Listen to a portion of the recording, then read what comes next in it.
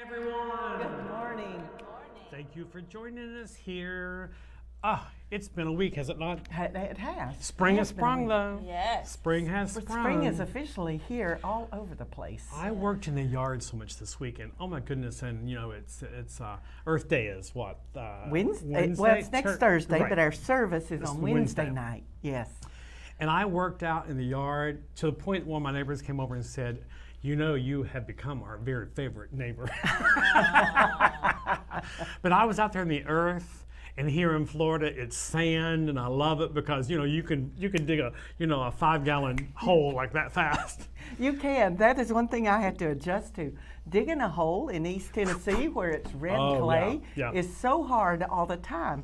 And here so you kind of avoid it when you can. And so here, though, it's mostly sand, so it's not at all hard to dig a hole to China almost. Exactly. When I lived in Georgia, it was red clay also, and it is like digging one little foot hole would take you an hour to dig because it was so hard. Mm-hmm.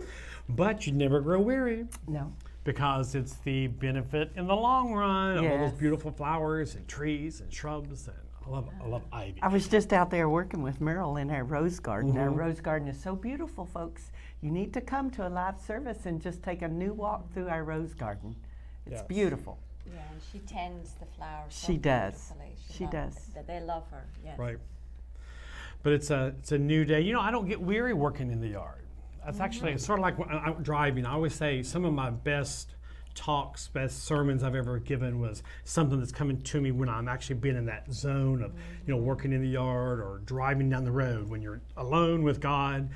But you never grow weary that way. No, that windshield time is so important. When I used to travel for my work, I would drive from East Tennessee to Washington, D.C. a lot, in about a 6-hour drive.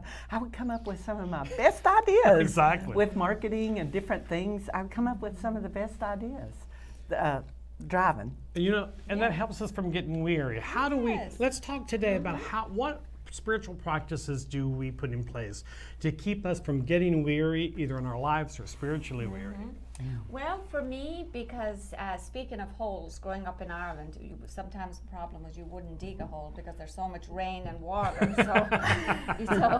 So actually, sometimes I just wanted to add that in. So for me, I spiritually renew myself in nature. I grew up in a dairy farm in the southwestern part of Ireland.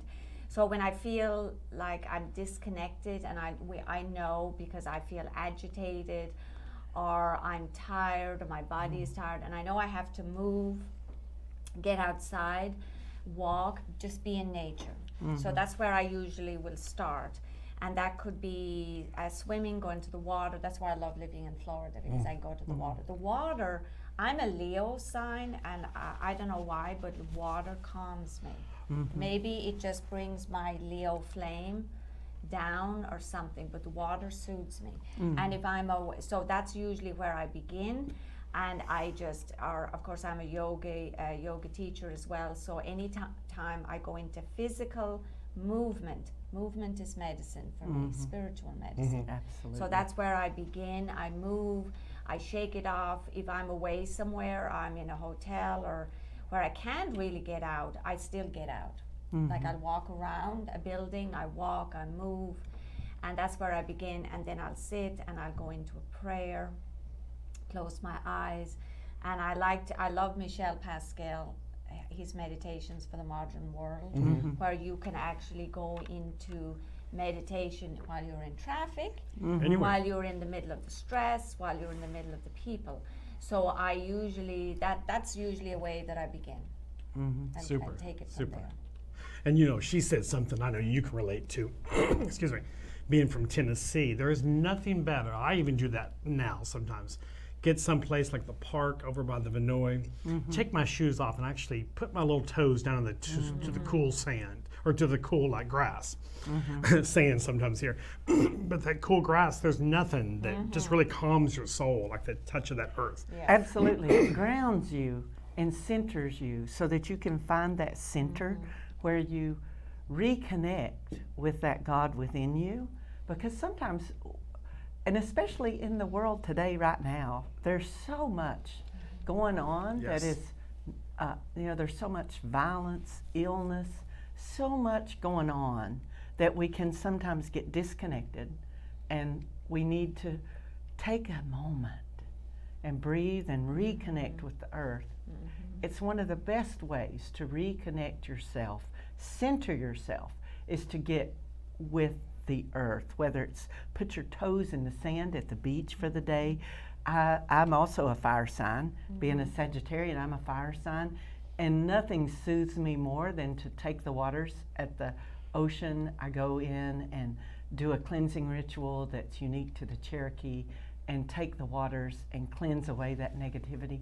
But just that regrounding practice with intention and focus and recentering ourselves can then allow us to radiate out all that good that God is within us. We can radiate that out to the world. And when we are radiating out that love and goodness, we become a community. And I hate to break it to both of you, but I'm a Gemini, so that explains so much. We're in the perfect spot in between the two of us. Right. And being a Gemini, my mind is going 500,000 miles per hour. Temple, often, sometimes we're texting hello, Reverend Temple, I know you're watching. I know sometimes she will text me and I'll text her. We'll be texting at 12 o'clock, 12:30 at night. And she so many times writes, I love your creativity. And that's that Gemini side of me. And a way I sometimes reconnect, balance myself, and you've seen me do it here in the office. I've got to write it. I've got to write. I've got to let that energy of God just flow through me. And sometimes I go into my office, and when we do a printed calendar or a printed program, I usually do a piece and insert that's in there. And I do a daily, almost a daily quote and a prayer on my Facebook page. And I have to close the door. I have to close out all distractions. Also close out ego, the me. So therefore, I can receive something from God. And I always say, if you're in it, all creativity comes from God.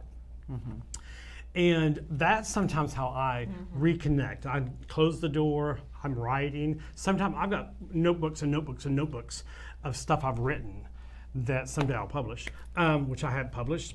And so therefore, that's how I reconnect. And it's funny because we've talked about different elements here. Some people who have been grown up, I'll say in the country, sometimes say, oh, well, I don't understand how people can live in the city. But then the city folks who lived in the city all their lives say, oh, I don't know how you live in the country. But if you're thrown in that situation and you have to live in those other elements, you still learn to flow. In that vein, you find what works for you spiritually. I've never lived in the country. I've had a sidewalk and a city bus in front of my doorstep my whole life, and I still appreciate the grass, the nature. I spent many summers of my childhood going to a great aunt's house, and I just talked to a cousin a couple of days ago who still lives on that farm. My great aunt owned a whole valley up in West Virginia. The best memories I have to this day are still going to my great aunt's house and spending a week during the summer. She would say, now, if you go catch a chicken, we'll have chicken for dinner. Absolutely. Well, kids can't catch a chicken. She was just wanting us out of the house. But still, And you tried all afternoon. Oh my God, I came in sweaty and stinking. You know how kids are. But what I'm saying is you have to find wherever you are, wherever life has you, it doesn't matter where you are in life, it does not matter where you are in life. Center yourself and start just inching forward in a spiritual practice that helps center and guide you. That's right. And I want to add into that, because this came to me, is that many of us create our own self-imposed prisons, and there is the story goes, two men are in prison behind bars. One man just sees the bars, and the other one sees the space and the sky through the bars. And so in many ways in Ireland we would say you see the glass half full, glass of Guinness, by the way, half full or half empty. And so it really is. Is that what you said? Yes. And anybody who enjoys a glass of Guinness, it's very healthy for you, actually, in moderation. But so it's that, it's our focus and our perspective. And I spent 25 years of my life in Dallas, Texas, and having left Ireland, and I found myself in concrete and flat and no trees, and I thought, what am I going to do? And it took me a while to flip my landscape. And what I discovered was that beauty is everywhere. We just have Yes. to shift our focus. Sometimes you have to look in a different place. And even if you are on a street and have a sidewalk and maybe there's a little flower, or I notice here in Florida what you call weeds are flowers to me. Because I grew up, I live in a condo association where everybody's always weeding, and I go, what are you doing, these beautiful yellow flowers? And then I saw somebody pulling out what were shamrocks. To me, they're weeds seemingly in Florida. So it's all our perspective, isn't it? It is. You know, a picture that I just came to mind when you said glass half empty and half full. And ironically, I had this here, and there's a little bit of water left down the bottom of it. Understand in life that importance can be the part that's empty as well as the part that's full. You perceive it. God, universe, source may have a message through your emptiness, may have a message through your brokenness. Understand that it's all good. Yes, in the white space. And in the world of tattooing, they say the negative space, Right. because you can't see the beauty Yes. of the image That's right. without the negative space. I just thought something. We've got tattoos. Do you have any tattoos? I do not. Oh, we'll have to because talk about that and later. It's not that I'm opposed, but I wouldn't be able to tolerate Yeah. the pain. And I think it might be my Catholic upbringing somewhere at the back of my mind. Sister Joseph would descend from Ruler. heaven above, or my mother, and they would go, oh. But anyway, no, I just don't. I've never felt that. But I am an artist, so I do paint and I do work a lot with Right. negative space, and I certainly understand Yes. what you mean. Yes, and you know, with growing up in the mountains and now living at the beach, I can have just as spiritual a medicine walk experience, going for a hike in the forest and going for a walk on the beach. It just feeds your soul. Getting out there. Being a pastor for almost 25 years, you learn because, I hate to say this, but everything becomes a story. And it's the perception. You're always open for anything that's going to come along, that's going to give you that aha moment. And just be open to what you need to hear from the universe. Yes. Don't get bogged down with the negativity, and that's what we're talking about, what we spiritually do. I do meditate a lot. Sometimes, like we said, you know, I sometimes meditate in traffic because in Atlanta, and I still go to Atlanta quite often, I spend a lot of time in traffic. Sometimes I have to get the Holy Spirit. But just find out what works for you. Absolutely. 100%, absolutely. Because for some, it's that getting quiet, and for some, it's that ability, like Michelle Pascal teaches us, to be calm within the chaos. Right. And when we can calm ourselves when all around us is chaotic, we have reached a level of spiritual enlightenment that few on this earth ever attain. If you ever want to understand that in totality, think of how a hurricane, Lord knows we know about hurricanes on here. The eye of a hurricane is some of the most calm. Yes. It's perfectly calm. And the center of the hurricane is not affected by the outer chaos going around it. That is Learn to move in the calmness and the stillness Yes. of the universe. And I'm going to plug ILI, Institute for Leadership and Lifelong Learning International. Michelle Pascal, Meditation for the Modern World, is available there. And I will say that it wasn't until I took his teachings and practiced them in my own life that I truly understood that. That Super. you don't, you can take a minute to meditate. You don't have to sit in a cushion and light incense and go for 30 minutes. It's about taking it into life in our Absolutely. busy world. So, and he taught me that, and that is very valuable. So I would love you go there, check out that course, check out ILI, other courses, and so I've done my piece. And you'll find those at illi.org. That's an I, 3 L's, another I.org. And you will find some beautiful classes on meditation, on living your truth in today's world. Reverend Dr. Temple Hayes has some beautiful classes on speaking, and they're Sarah just some Kimberly, amazing Reverend classes. Kimberley I have a class Harrell on and chakras,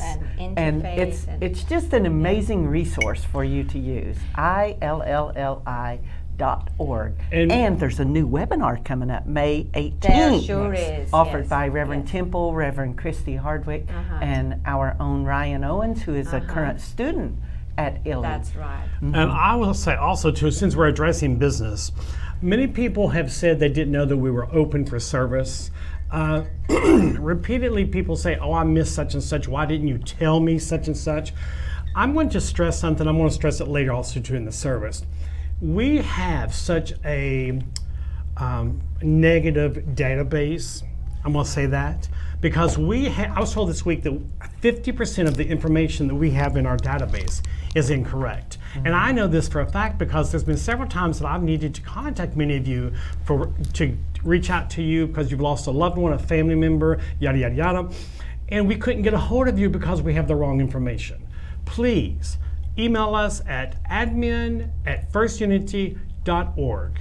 Your telephone number, your address, and your correct email address. It's very important that we update our database, so therefore, if things happen, and also to you stay informed. Reverend Kimberly shared with us at a meeting the other day that 7% open rate for our emails. And that's because I think a lot of people used to have an email that they used, maybe Hotmail or AOL, and they moved on to Gmail or something else, and they just did not let us know, Yes. and they don't check with that old email address. It still goes there, but they're not monitoring it or looking at it. Right. And then with your phone numbers, you got rid of your landline and just went forward with a cell phone, which is what 90% of us have done. But in our database, we still have that landline. Yes. So when we call it, we don't get you. So And please it's send important us if your new we're your information. spiritual community, we're not bombarding you with crap like a lot of multi-leveling marketing companies and insurance companies do, and those car warranties, external warranties. We are your spiritual community, so therefore you want to stay in touch with your spiritual community, and that's not only attending a service, that's receiving all the stuff that we need to send out to you, because we may send something out to you, maybe some teaching that would benefit your spiritual walk. So I encourage you today, again, email us at admin@firstunity.org, your telephone number, your email address, and your current address, your mailing address, whether it be a P.O. box or a home address. We really, really, really need to update our database, so therefore we're current in everything. Because we love you. We're not doing this for, the applause and the calls, but we're doing this because we love you. Absolutely. We want to thank you very much for joining us Yes. today. We hope you Thank got you. something that you can go forward this week and be productive and alive and know that God loves you just the way you are. And we are Yes. sending you love.